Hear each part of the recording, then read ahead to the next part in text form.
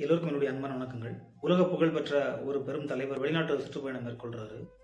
அப்போ அந்த பயணத்தின் பொழுது அங்க ஒரு வெளிநாட்டு தூதர் ஒருவர் அவர் பார்த்து கேட்கிறாரு, இந்த உலகத்துல நீங்க இவ்வளவு பெரிய பேரும் புகழும் பெற்ற ஒரு மிகப்பெரிய அசைக்க முடியாத சாம்ராஜ்யத்தோட தலைவரா வளர்ந்துட்டு வர்றீங்க, இந்த வெற்றியோட ரகசியம் என்ன அப்படின்றத கேட்கிறாரு. அதை கேட்ட அந்த தலைவர் உடனே அந்த தூதர் சொல்லி ஒரு பானையை கொண்டு வாங்க அப்படின்னு சொல்றாரு. அவரும் அந்த பானையை கொண்டு வராரு. பானையை கொண்டு வந்துட்டு, சரி இந்த பானை நிறைய என்ன பண்ணுங்க அப்படின்னா தண்ணி ஊத்திக்கிட்டே இருங்க அப்படின்னு சொல்றாரு. அவரு என்ன சொல்றாரு அப்படின்னு ஒன்றும் புரியாம, சரி தலைவர் சொல்றபடியே செய்யலாம் அப்படின்னு சொல்லிட்டு என்ன பண்றாருன்னா தண்ணியை ஊத்திக்கிட்டே இருக்காரு. ஒரு கட்டத்துல அந்த பானை நிரம்பி வழியவும் ஆரம்பிச்சிருது.